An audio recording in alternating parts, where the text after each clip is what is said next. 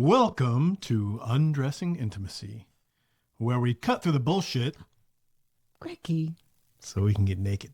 you can't say that. Why not? How would you say it then? Well, maybe more like, welcome to Undressing Intimacy, where we undress emotionally so we can undress physically. That's exactly what I said. Not sure what the problem is.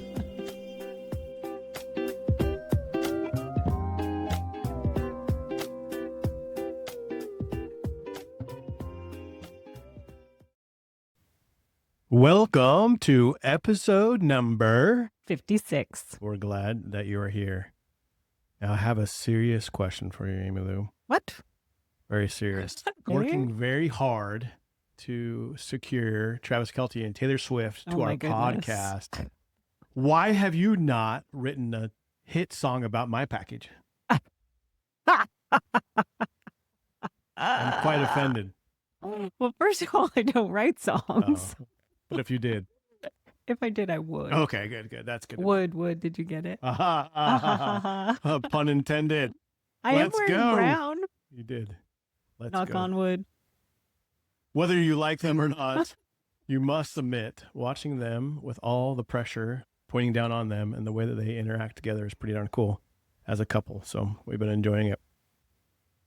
This week has been a retrospective week for me. It really has. It made me think about where we've come from and how we've gotten to where we've gotten. There's been a lot of questions come through on the podcast contest, for one, emails. Thank you, by the way. We appreciate that. Thank you so much for that. That has really made me think about where I was at one time and the thoughts that I had around my sexuality and our relationship.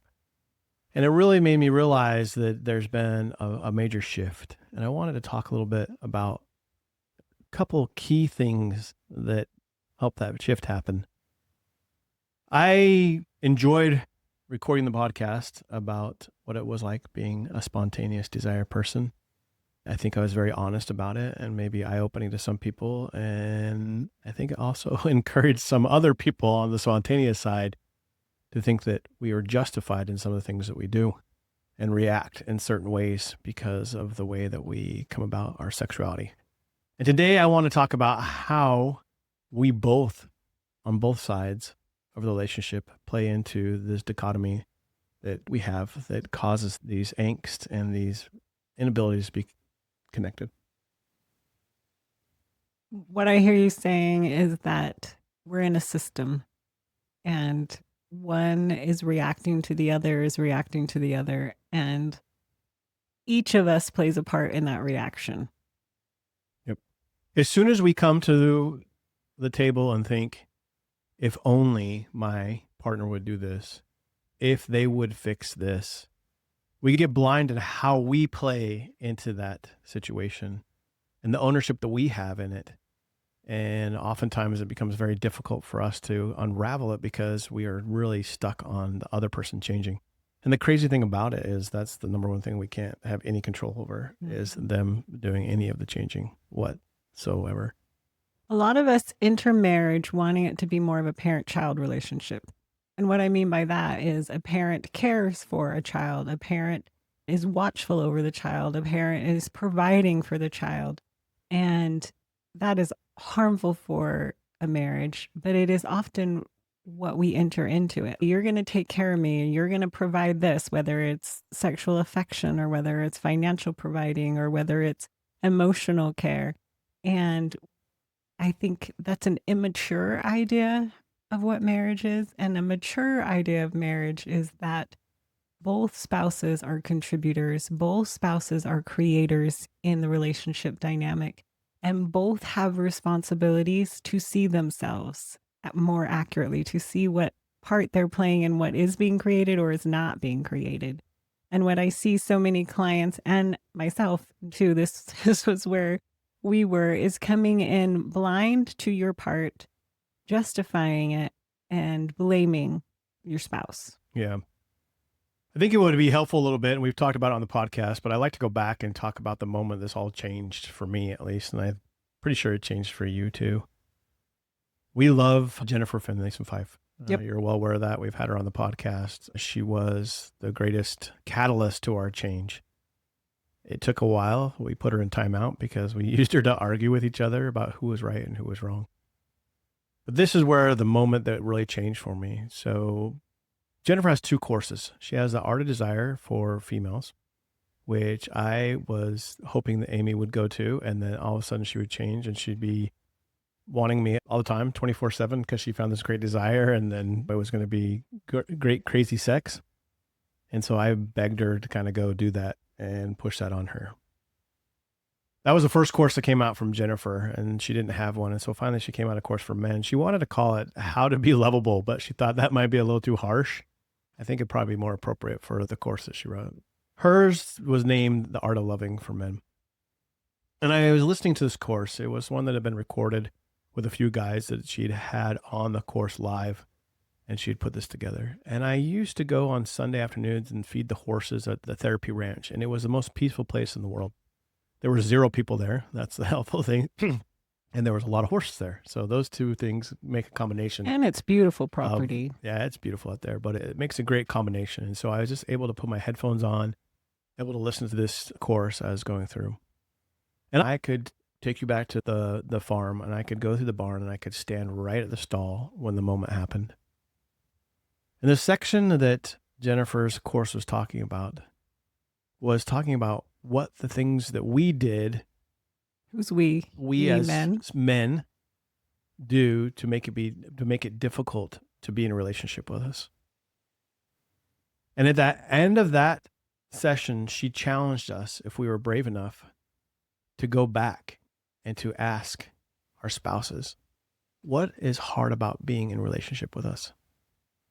This is the first moment, and it really, because right before this, she talked about validation, and it really rang true to me, that I stopped and thought, oh shit, I'm the problem. Pun intended with the Taylor, little egg drop there. The problem is me. Like this whole time I've been pushing on Amy. What I was really doing was trying to extract value out of this, get my own validation. And I realized that I had some big things to work on, and that there was things that I was playing into this dynamic that caused this relationship not to be intact or to be what we want. Now, the craziest thing that comes of this, I think every human being, every person I've coached, you get rid of all the bullshit and you cut through it and you get down to the pure core of what's going on, is they desire to be desired and chosen. Mm-hmm. They want their partner to choose them. You're saying every spouse wants their partner to choose them. And I was no different. I just wanted Amy to desire and choose me. That's all I wanted. But yeah, I was the one getting in the way from her doing that. I had no idea at the time why or what. I thought she was the problem, and that if she would fix her sexual desire, then she would have more desire for me. This was telling me I was getting in the way from her stepping into that. That it was probably wise for her not to step in and desire me, because I wasn't that desirable, to be honest. And so I don't remember if it was that day. Probably not, because I wasn't courageous enough to really do it that day. But I actually think it was that evening. Maybe it was that night. Yeah, after the ranch. So maybe I got the courage up. Maybe I did it fast enough so it wouldn't run away. But I got the courage up as I was talking to Amy to ask the question, Amy Lou, what makes it so hard to be married to me? And for the first time probably ever in our marriage, Amy decided to be really honest. Because I could have asked this question a million times before, and I would have gotten placated to at that point. You're amazing. You're the best. I love you. You work so hard. Not that those are bad things to say, but they're avoidant. So I don't know. You say there was something different behind it that made you answer honestly? The way that I remember it is that you came home and you were telling me about what you'd listened to and the impact that it had on you, and that you were seeing that you played a part in this. Yeah. So I was admitting finally, like, hey, I got something to fix here. And I could see that there had been a shift inside you. Because usually I would have come to ask this question to get that validation, right? Yes. I would have asked it because I didn't want the truth. Yes. From the way that I remember it, remember seeing, oh, he's ready to see. Like, he's ready to hear. He's ready to listen. He isn't just asking with an ulterior motive of tell me how wonderful I am and reassure me that I'm the best. You were saying, okay, I think I see this and I'm ready to hear what you see. Right. And so at the moment, she answered me honestly. And the crazy part is I knew she was telling me the truth with everything she said. As much as I wanted to admit that it wasn't true, I knew it was true. The funny thing about truth is that the truth hurts, Right. but it doesn't harm Mm-mm. because you're already living it. You know We it. were already living out what was happening between us. And so the truth just made it explicit, right? Right. We took it from pretending to acknowledging. And so I think so often we're afraid to admit what's true because there is that moment of, oh, yeah, that is true. But it's also the reality that we're actually living in. And I think what's different is the self deceit is actually what's harmful. Right. Self deceit is us being blind, is justifying. Not even the behaviors we don't like. Those aren't the harmful thing. No, it's the self deceit. I have no part in this. You're all to blame. I'm innocent here. If you would just, or I'm doing all the work and you're doing nothing. Those types of like self deceiving lies, those are the ones that are actually harmful. But when you are ready to speak truth, it might hurt, yes, but it actually is that doorway to healing and changing. And we're so afraid of it because it does hurt. Yeah, we don't want the pain. Right. But again, it's like that productive pain as opposed to the self deceit that is harming all the time and Right. they're creating so much suffering. But yet we're avoiding talking about it. And here again, it's the major roadblock to what I really wanted. Amy couldn't desire me in that way because I wasn't being in the way that was desirable. I had put these things up that was trying to extract out of her that desire, that validation. It wasn't allowing her to be able to step in. And so at that moment, it really did hurt. It does. It cuts. But I knew it was true. I couldn't. And my past would have stepped in and tried to argue and show her all the points where she was wrong. But I had set myself up to want to truly know and desire. And so when it cut across me, I didn't go but to my number one, which was to fight back, which I was really good at. I never lost. And I stood up and I walked away and you came after me. Yep. And I told you for a second, I said, no, I'm fine. I just need to go process what you just said. Mm-hmm. And I went away to process it. Yep. And I was actually really glad at that moment. I was like, bravo, look at that. He Right. didn't defend, he didn't attack, he didn't pout, I didn't or throw it back. Well, Yeah. you do this, you Right. know. I was like, okay, like this is huge. Like it was That a really was different. huge moment. It was Yeah. huge. It was so different. And it was the prep that was coming from taking Jennifer's course. She had opened my eyes to where I was playing into this dichotomy, where I was playing into this system and where my part was. And because she'd opened my eyes, I had to be true to myself. And I really had to dig deep and think what was really going on here. And it was that preparation that came that allowed me to be in that spot. And I decided I'd had it. I'm going to change. I didn't like it. I was going to figure out how to do this. And I think the craziest part was when I stepped that way, I think it was an oh shit moment for you too, right? Yes, but yes and no.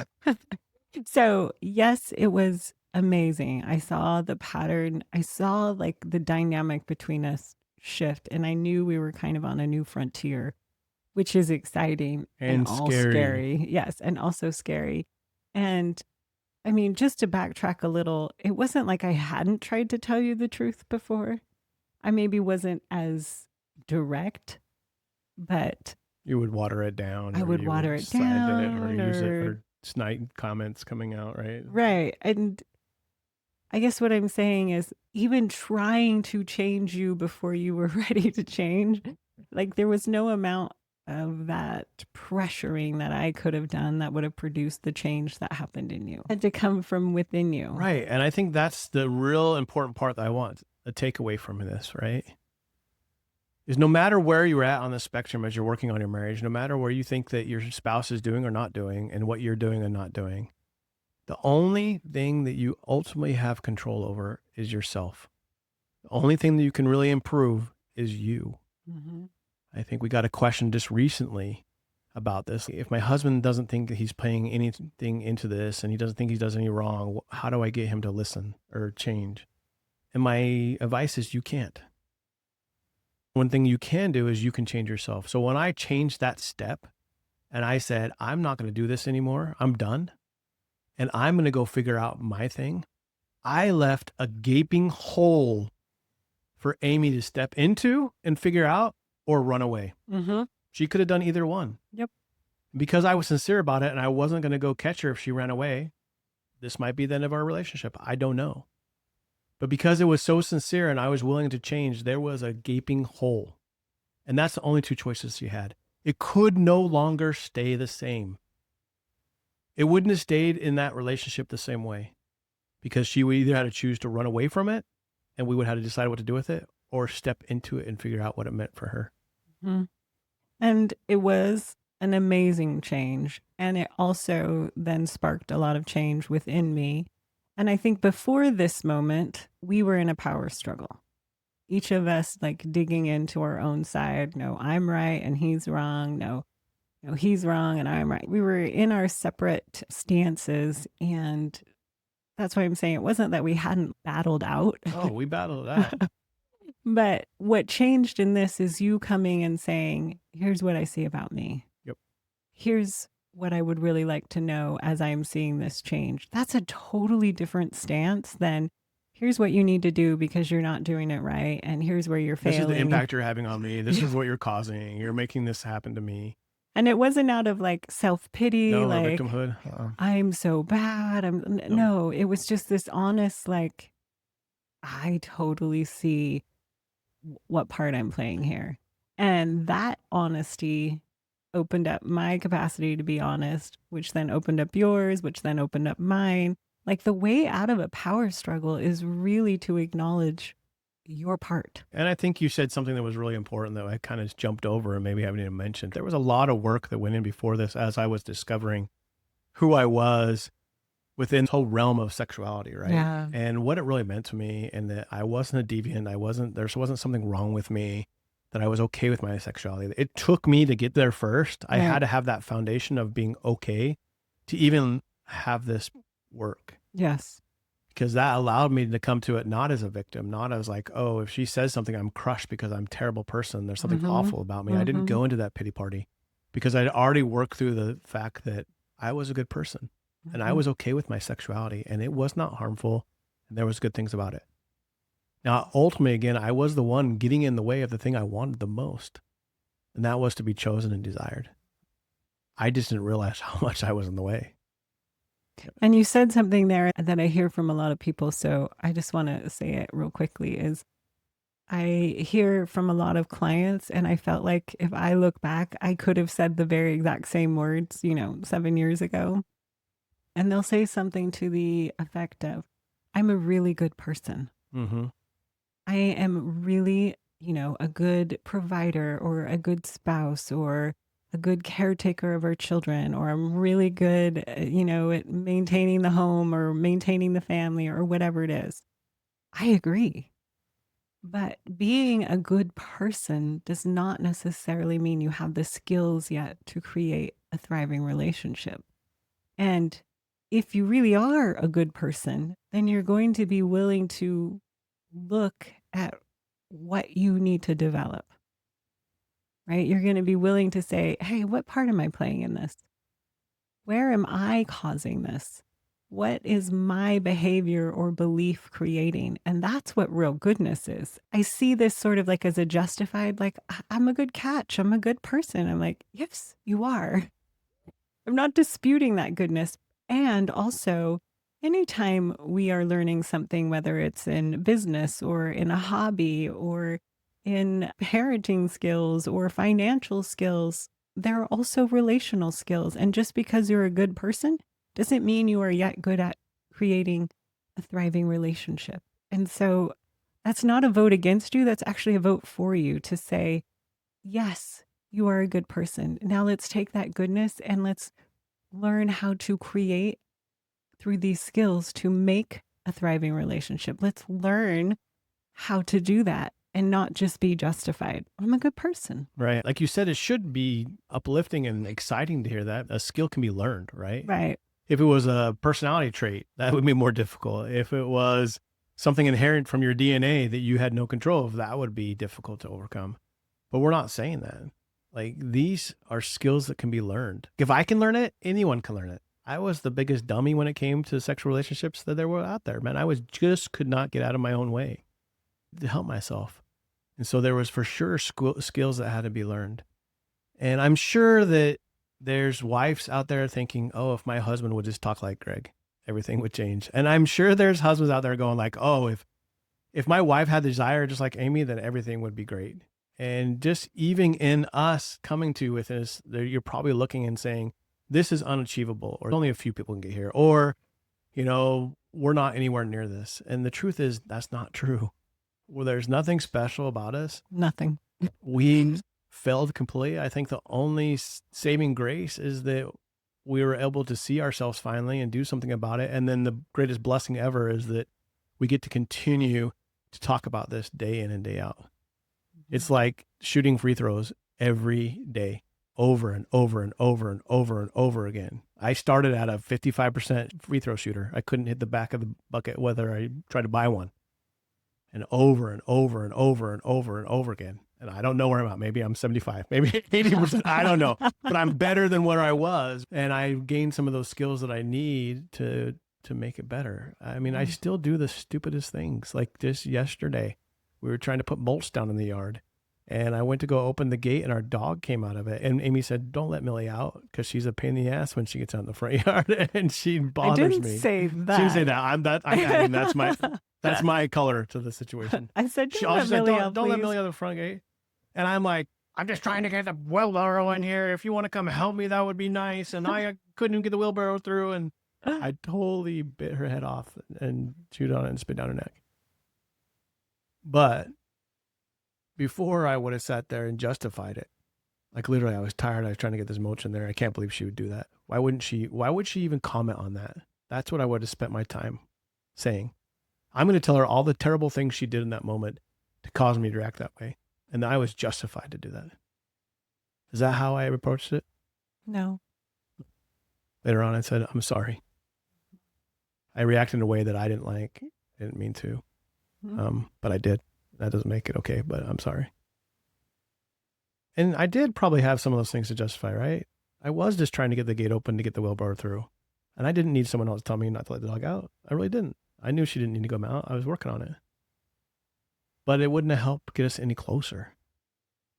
It wouldn't have helped us be better partners. Because I would have spent my energy, which you only have a finite amount of it, justifying myself instead of learning how to be close to Amy and enjoy her more. And I think that's what relationships really ask us to do. They ask us to look where we feel justified. Where do we justify our control or our misbehavior or our withdrawal or our covert or overt punishment or our judgment? Where are we justifying that? And what else might be more true or helpful to actually create a relationship? Or where are we justifying aggression or victimhood or blame? That's a skill that really changes a relationship. Being willing to see where you think you are justified and unjustifying yourself. I love that you even said, hey, maybe, I was right here, right? You can be correct in that moment, but it doesn't matter. Mm-hmm. It really doesn't matter. You can be right or you can have a relationship. Right. I had one of my clients tell me, he's in sales, and he goes, I had a mentor tell me I can either be right or I can make the sale. And he goes, well, why can't I figure that out in my marriage? I'm like, exactly. Right. It's correct. I can either be right or I can actually have a relationship.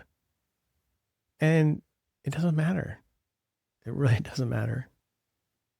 Whether Amy intended or not to yell at me because the dog was coming through the gate and that I didn't need her help, it doesn't matter. It really didn't. In the end, it was me realizing that my response wasn't in a loving way. It wasn't something that drew us closer together. It only pushed us apart. And in the past, I would spend hours mulling on it, days probably, Hmm. being angry. And Amy you did separate from me for a little bit. Like you went away a little bit, not like you used to, but there wasn't anything warm and cozy about you in the front yard after that. It was, we're getting our stuff done. Like that's about it. So that's a perfect example of a pattern that used to play out over and over and over and over again for days and weeks. And then I'm sitting here thinking, why isn't she choosing me? I asked one of my clients, step back. Step back and look at you and your spouse and be your spouse's good friend. Would you tell her as a good friend that it is wise for her to step towards you right now? He said, no. I'm like, okay, well, let's go figure out why. And it wasn't because he was abusive or that there was danger in the way or she was at odds that way. But he was able to look at himself in a more honest way to realize for all the things my spouse wants, right now her stepping towards me doesn't get her in that position. It's not wise for her to do that because there's too many pricklies around me that cause her pain more than connection. And that's a hard moment to get to. That was a moment of, Greg, would you stop asking me questions? I don't like these hard questions. But it's those kind of questions. It's the question that Jennifer asked me about validation. It was a question she asked me about what was hard about being married to me. It's those kind of questions that change the situation. Those inward, deep thinking, honest, gut wrenching questions. The ones you don't want to answer. The ones you don't want anyone else to know about. The ones you want to hide. The one you want to run from. If you have a question that leads you to do any of that, you're probably on the right path. And again, we want to avoid it because it kind of hurts. It kind of hurts. It really hurts. It really hurts. But again, it's the growth kind of hurt, whereas it's actually harmful to stay blind and keep repeating these cycles and thought patterns and behaviors and power struggles. That's what's actually harmful. So there's like continual suffering, and then there's the option of this, this is going to hurt for a moment, but it's going to actually lead you to more connection or more ease or more joy. And so, yes, the truth hurts, but it is also the doorway through which you get to the joy and the cherishing and the choosing that you actually really want. It's the emotional and relationship gym, right? It's the work that needs to be put in to build the muscles so that you can have this relationship. And there's pain, there's soreness. There absolutely is. And what's interesting about the incident yesterday is it actually had nothing to do with you and everything to do with our dog. Yeah, she was so frustrated with the dog. I was so frustrated with her. She was undoing everything that I was doing as fast as I could do it. That frustration probably came through and I read it about me, right? And I took it as me. And you had been gone, I think, getting the mulch and that, and I had been fighting this battle with our dog and I was losing. So it was interesting, that although I saw my error in that comment and it actually wasn't intended towards you at all. I'm like, wait a minute, I hadn't heard that till today. No, I did actually tell you about Millie. I know you told me you were frustrated. And so it was really like, oh no, if she gets out, I might harm her because she is undoing all the work as fast as I can do it. But anyways, there wasn't a right or a wrong. There was just something that happened. There was a rupture. There was disappointment or disconnection, which is going to happen. That is inevitable, always. It really matters, though, from that disruption, what you choose to do. And do you choose to justify yourself, or do you choose to take a minute and step back and see maybe how or where you could open up more or have more room to see something differently, room to see how you're playing a part, room to acknowledge yourself? Absolutely. And that's not innate. It's not natural. It's not. And so I think that's the learned skill, though, that we're talking about. What's innate is for us to justify. But if you want to be in a really thriving, long-term marriage, you've got to learn to unjustify yourself. And that is a skill that we get to learn. Yeah, it's not fun. Well, it is eventually. Yeah, eventually it gets very fun. Yeah, it's really fun. But in the moment, no, it's not very fun. It's not fun to unjustify yourself. It kind of goes against what feels, again, like a natural or innate or natural. Our first innate response is to defend and justify it. And so being in a relationship asks us to be willing to learn the skill of unjustifying ourselves, of seeing what else might be true, seeing what part we're playing in a pattern. And again, this is a learned thing. Nobody's just born doing this. Right. You definitely have to choose to do something like that because it's not innate. So going back to my friends, that I felt like from the comments we were getting, it was almost like a scoreboard. Like finally the spontaneous team has scored one on the other team. Like you spent all these podcasts talking about how justified the responsive desire person is. And finally Greg said his due and told everyone what it was like to be spontaneous, and he scored one. If you had any thoughts like that of like, woohoo, Greg, way to score one for the spontaneous side, then you took it completely wrong, right? And I get it, because that's where I was at. I was like, oh, finally someone's saying something. Like, that's how I feel. I help push into the justification. And my reasoning behind wanting to talk about it is I wanted to be completely brutally honest what it was like to be a spontaneous desire person.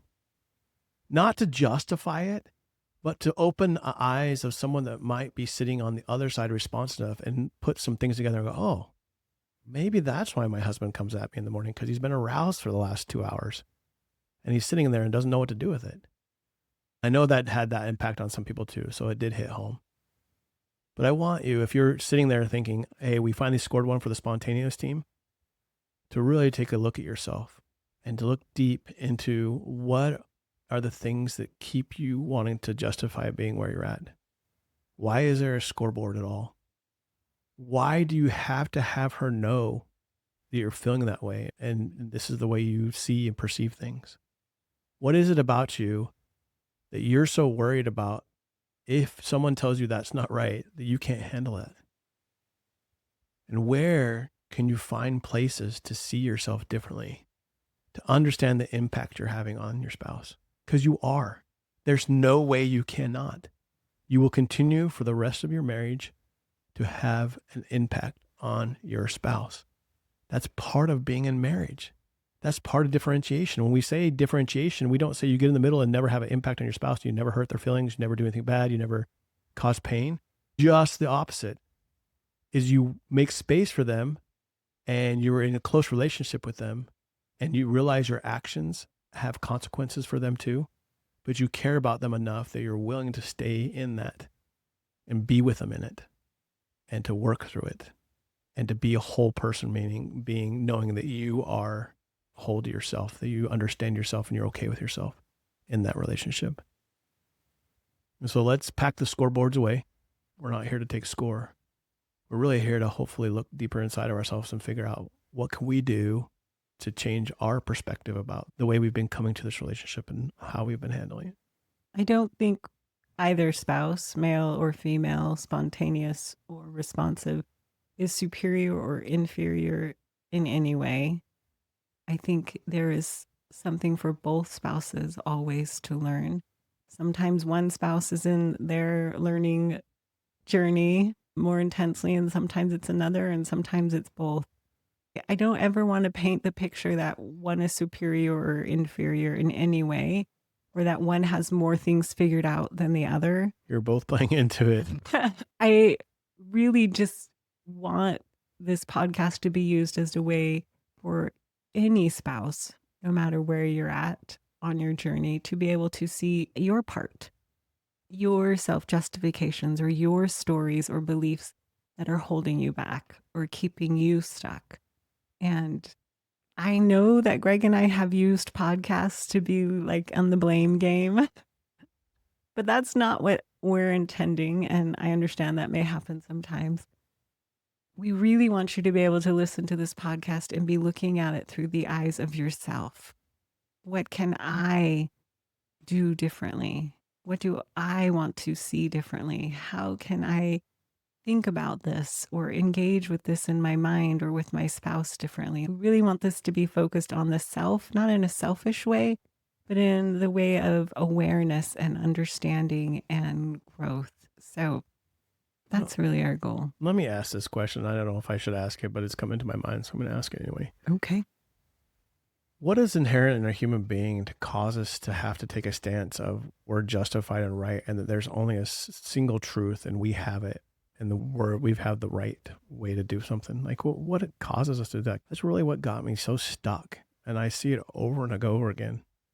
I don't know if it's a protective part of us or what, but as you've coached and you've seen this over again, what are the traits of a human being that cause us to get stuck in this way?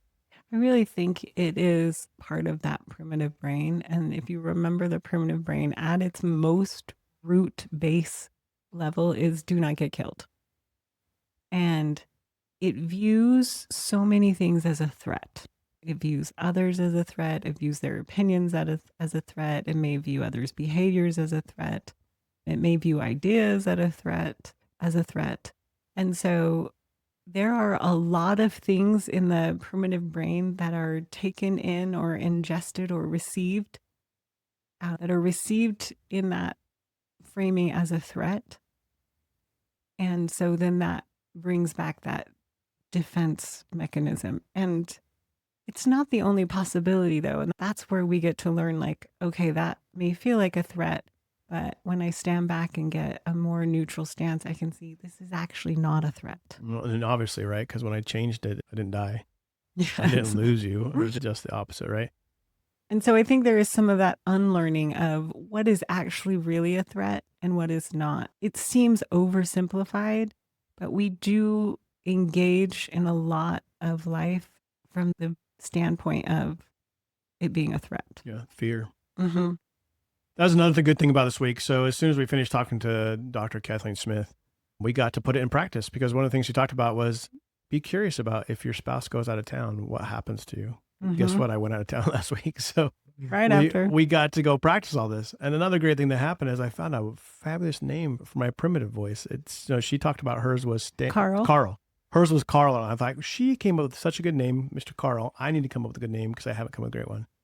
And all of a sudden I was looking at a post of a friend who has a little farm here close to us, and she has birds and all kinds of things. And she had this bird that was kind of crazy. And this bird actually got hit by a car. So that was the sad part about it. But she was talking about how much she loved this bird and the personality of this bird and just how it was crazy and did all these crazy things. And they named this bird George Costanza. And I'm like, holy cow, that's my voice. George, trying to impress Steinberger that he should stay employed with the Yankees. Like the way he acts there. Every time George gets in a relationship with a woman, the way he acts, George Costanza lives in my head. That's it. So it was George. And it was just fun this week because Amy would ask me how I was doing, and I would say, oh, George and I are doing pretty fine. You know, I had a talk with George this morning because he was worried about this and that, but you know, we made it happen, and it was just fun. So I'm glad that I could be able to admit to you all that George Costanza runs around in my head, and that's what causes my primitive brain to go off. But it was a perfect example of who he was, or who that voice is in my head. Anyway, I am hopeful. Wait, hold on. So Amy's been searching for her voice in her head, and she's actually literally doing a Google search right now. If you were watching, you'll notice that she's doing a Google search because it's very obvious. But she's trying to figure out. I don't think it's that one. It is. It's Mirabelle. No, it's Louisa. Oh, Louisa. Well, maybe we'll have to do an episode on Louisa and tell you why, since she's just discovering herself, and we don't have time to go through that discovery live here on this podcast. Well, mine used to be the martyr, and I was such a good martyr. Oh, man, talk about playing a role, and I was a martyr all the time, all day long. The good news is I have worked on that voice, and the martyr is gone, along with all of the critical, negative, I had a crazy amount of critical self-talk, like constantly on loop. It was insane. That is also gone.